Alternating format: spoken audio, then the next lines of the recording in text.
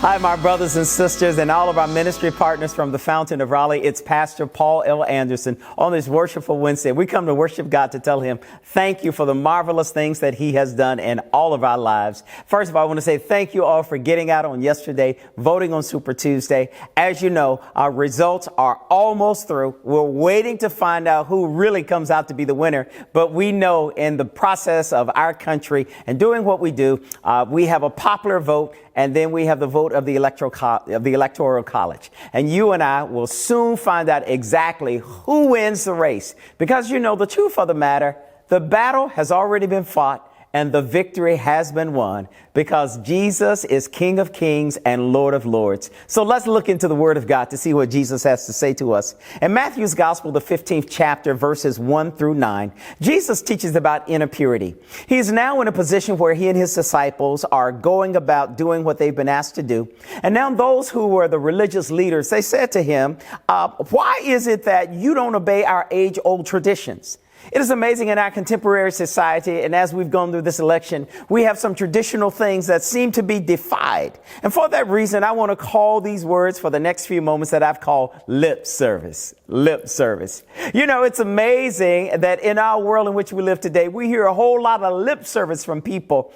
But Jesus does something so powerful. He says it has to go a little bit further than what you call your traditions, the traditions that you don't even want to follow.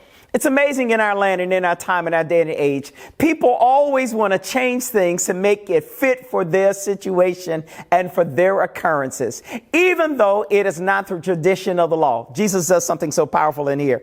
He said, you people, you honor me with your lips, but your hearts are far from it. This election has clearly showed to all of us who really has lip service and who really means it from their hearts. It lets all of us see in all the races that have taken place and all the things that have happened, all the campaign dollars that have been spent. I want to ask you a question. Wouldn't it be awesome if all the money that were spent for all of these campaigns, if we did an aggregate amount of all of those numbers, we can make sure everybody had a livable wage. We can make sure everybody had affordable housing. We could eradicate the problem of Flint, Michigan and their water. We could have solved a whole lot of issues, but we took a whole lot of money and put it into lip service. You know, many of the campaign slogans that we heard from people, a lot of people were saying things. They really were not the truth as we've used the truth-o-meter. But I want to ask you, are you doing lip service? Are you becoming like some of those in our land who have become corrupt in their dealings? But are we truly saying, God, my lips and my heart are now lining up? Jesus says to all of those who would follow him on this Worshipful Wednesday, if you really want to serve me, you need to put your heart in and make it match what's coming out of your lips. And if some of us go by what we say with our lips, we must all confess, Lord, I have sinned and please forgive me. Let's go from lip service to let's go to heart service. Let's love this country that we live in, the United States of America. Let's not try to tear it apart. But let's do what we're supposed to do. Serve God with our hearts as well as our lips. And then everybody will see that's a person that I can genuinely follow. I don't know about you, but I've decided I'm going to follow God regardless what happens around, because we know heart service always outweighs lip service. I'll see you on Thursday.